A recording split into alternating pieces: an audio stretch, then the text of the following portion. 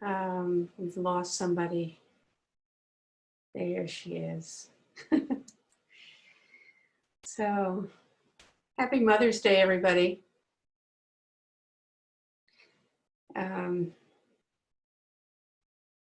Mother's Day is an ancient, has been celebrated for thousands of years.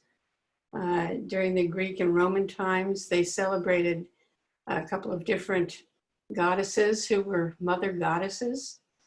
In Europe and Britain, they celebrated on the fourth Sunday of Lent, the return to Mother Church. Our current hallmark Mother's Day actually started as a call for peace and an end to war.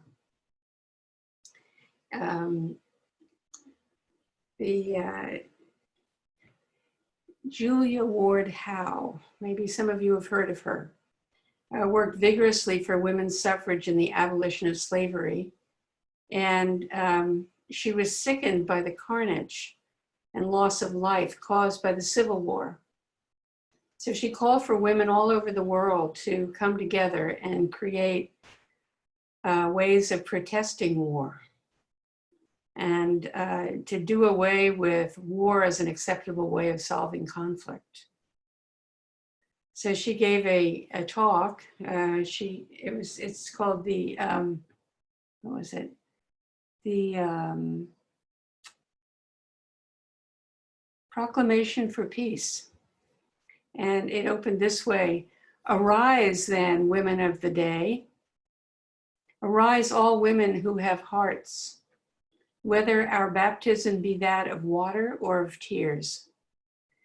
We women of one country will be too tender of those of another country to allow our sons to be trained to injure theirs. From the bosom of the devastated earth, a voice goes up with our own. It says, 'Disarm, disarm. The sword of murder does not bring justice.'" That was in 1870. Here we are in 2020. So 150 years ago, we could say the same of today, huh? So what has changed?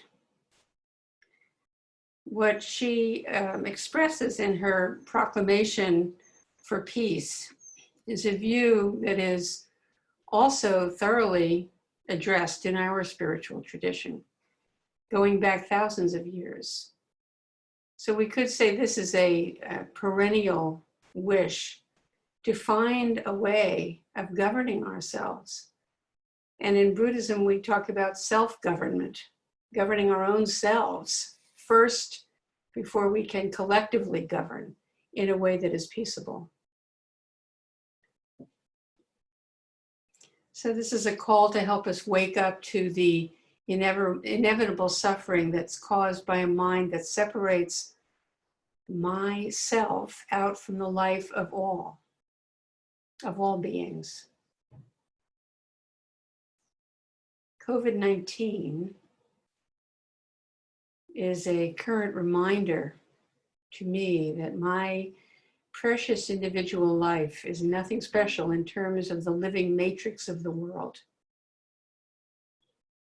So we are called on, when thinking about this, when thinking about peace, to consider our own individual and our collective being. When we identify and are guided by a mind that separates from all others, that seeks to dominate and sees the wealth of the earth for itself, to hoard the treasures of our abundant Mother Earth, which gives us freely everything that we need. When we're subjugated by the energy of fear and greed and exclusion that comes from a sense of sureness about me, we're controlled by an ignorance of the true interbeing of all life. So this is how the Buddhist teachings frame our quandary. And it goes to the very heart of the mother in Mother's Day. The caring, responsible quality that comes with Dharma practice, with mature Dharma practice. Dogen Zenji calls this parental mind, which is basically nurturing mind. We nurture and we discover our true life as we do that. We offer our gifts and we discover our true life. We know ourselves. We are free of the habits, the automatic habits of reactivity, and we come to know much more fully who we are. Parental mind is one of 3 qualities expressed in a mature practice. The others are magnanimous mind, which refers to generosity, and joyful mind, which is wide and open and celebratory and appreciative, very aware, very present, acknowledging mind. And here, when we say mind, we're actually referring to heart mind. We say in our Buddhist practice heart mind because they are inseparable, the heart and the mind. If we check it out, as we all do in our practice, the condition of our heart is expressed in our thoughts and the actions that flow from thinking. They come forth together. And this is, I really suggest this is a wonderfully rich inquiry for a practice, to investigate whether this is true as you experience it. Whenever you're caught up in a thought and you realize it, check in right away with what is the heart condition in that thought. There's always the body condition that is to be found. Or when we're very caught up in a mood and a body condition, what are the thoughts that are quietly aligning, either very obviously or more subtly, in these feeling states? So this heart-mind connection is really one of the ways that we practice.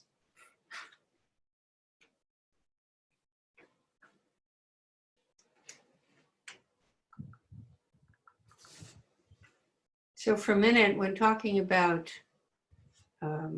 parental mind and states of our heart mind, I want to bring up despair, which is such a frequent experience for us in this moment. Despair about the current social and economic and ecological conditions. Most of us don't particularly despair about our personal conditions. Instead, we are very appreciative of them. We in the privileged class. But the larger conditions of the collective body on this earth are under serious challenge now, and are predictable outcomes of a what I'll call a psychopathic corporate military system. A system that has lost sight of our true source, is uncaring about the cumulative effects of its actions, and doesn't value the general health and well-being of life. And even so, this way of life, even if we see it that way, even if we recognize how deeply harmful the way that we proceed collectively can be, we can't get out of being part of it. There's no avoiding being part of it, which just goes to demonstrate again the inseparability of all life. No matter what our view is, we are members of this nosehole society, as Mushin used to call it. We're all part of this civilization as it is currently constituted, with the values that it is collectively organized around supporting. Despair can be a byproduct of parental mind. A parent takes responsibility for the long-term survival and well-being of their offspring. Responsibility. And that can come from a sense of, in some way, I am responsible for this situation. But despair does not lead to enlightened activity. It's not a place to stop and dig in. Instead, it is part of a very reasonable and healthy response to a world with great suffering in it, unequally distributed. And so our practice is to include every moment, all of the characteristics of our experience, not just despair, but joy, song, laughter, silence, peace, a sense that there is enough, the ability to rest, and to recognize anxiety when it comes up. Anxiety and the source of anxiety, the thoughts.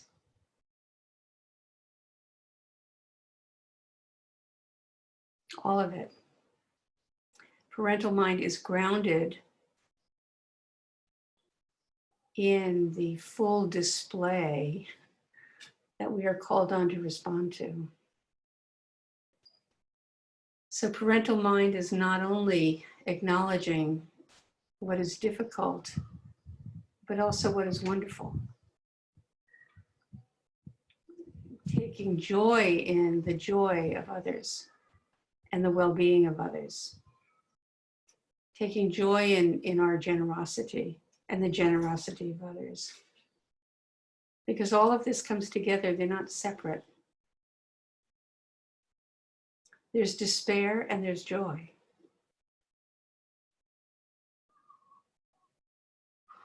The one and the many, all of it.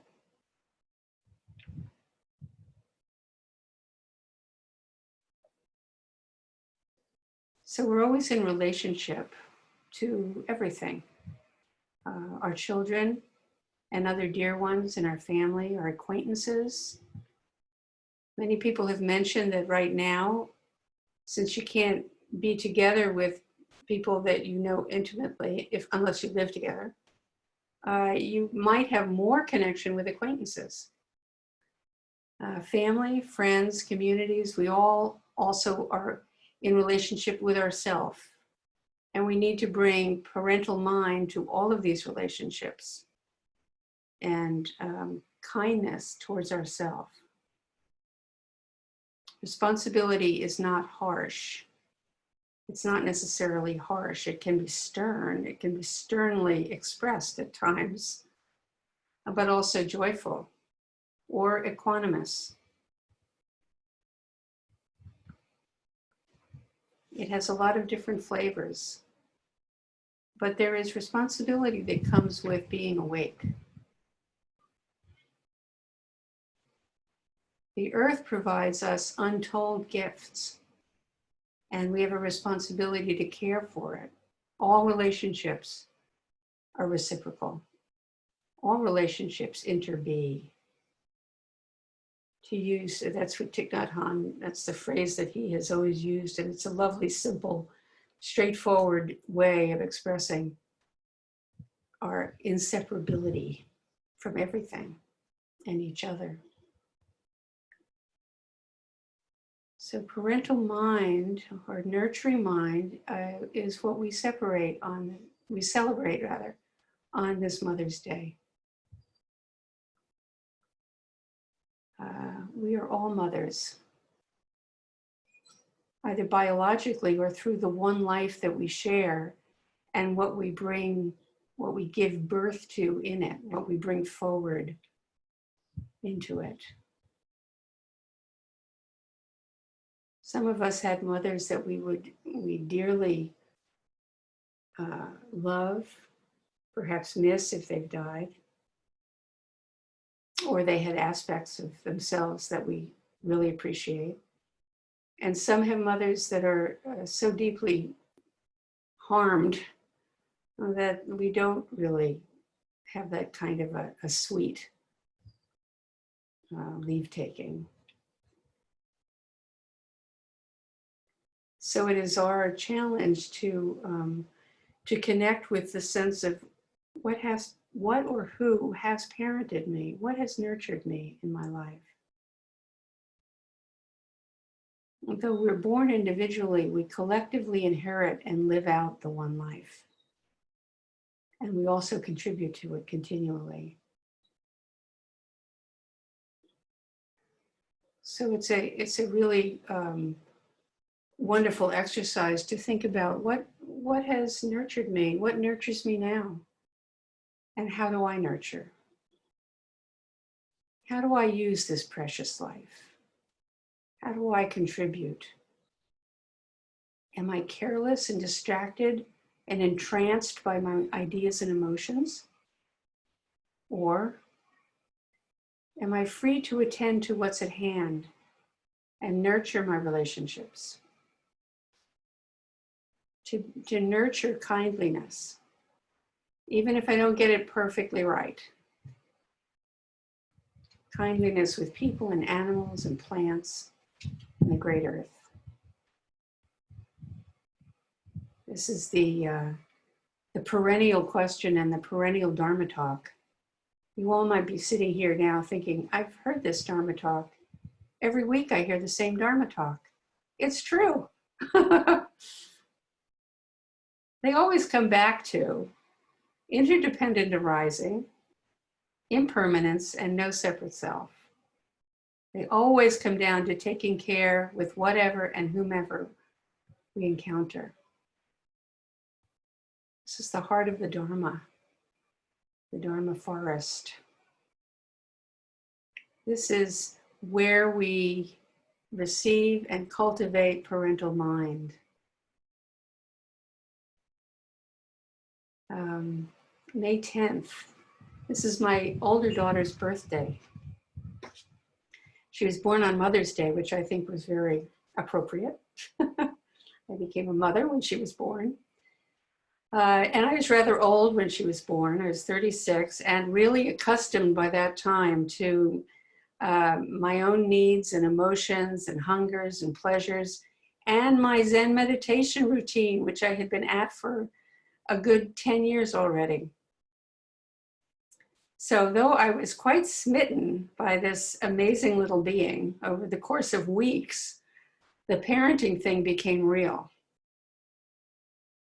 And I realized I wasn't going to be able to answer my own needs when they came up. Every move, every decision was made in relation to her and what she needed. Her hunger, her wet diaper, her sleeping and waking, my sleeping and waking, all interwas. It was all up to her. And I knew that babies learn what they can expect about the world from how they're cared for, long before they have any awareness of self and other. For babies, whatever is going on is just the way it is. There's no thought that mitigates experience. They just have direct experience. So for me, the initiation into parental mind required me to be willing to practice loving concern without attachment to any particular state or outcome. And that continued as it morphed, the content of that morphed as my kids grew up, till finally being willing to not be attached, but willing to let them completely mature and become independent. Sometimes challenging, sometimes a big relief. Parental mind has so many dimensions. We do not have to have birthed a child to be fully, to fully come into our parental mind.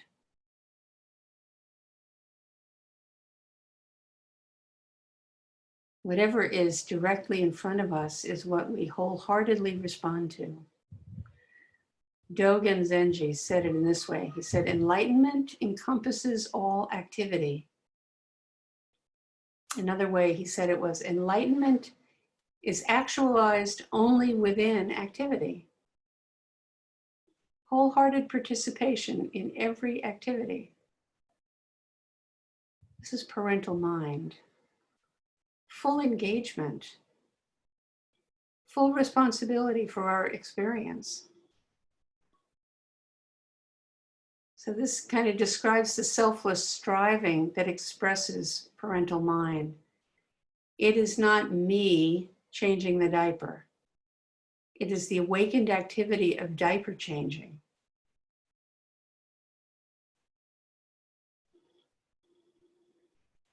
So, very ordinary, so important. This is a gift to be offered, dropping self in service to what is arising right now. It's such a relief, it's such freedom, such an expansive way. Parental mind, joyful mind, magnanimous mind.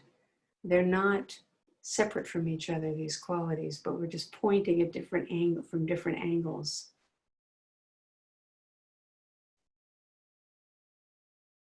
I don't like face masks. They're uncomfortable, and breathing in warm air is not pleasant for me. As an asthmatic, it's particularly unpleasant. But caring for the health of the community trumps personal preference. I use that word on purpose. Caring for the health of the community trumps personal agenda. And even though we're free legally to meet in small numbers in our wonderful new Zendo, out of parental concern, we'll wait until it's more clear that members, and especially the older members of our Sangha, won't be endangered. We're always watching out for each other, taking care of each other in so many ways. This is all the practice of parental mind. It's really the practice of a Sangha, isn't it? We're all parents, we're all children, friends, all circling the wheel of giver, receiver, and gift continually. So now what I'd like to do is invite you're all unmuted. Any comments?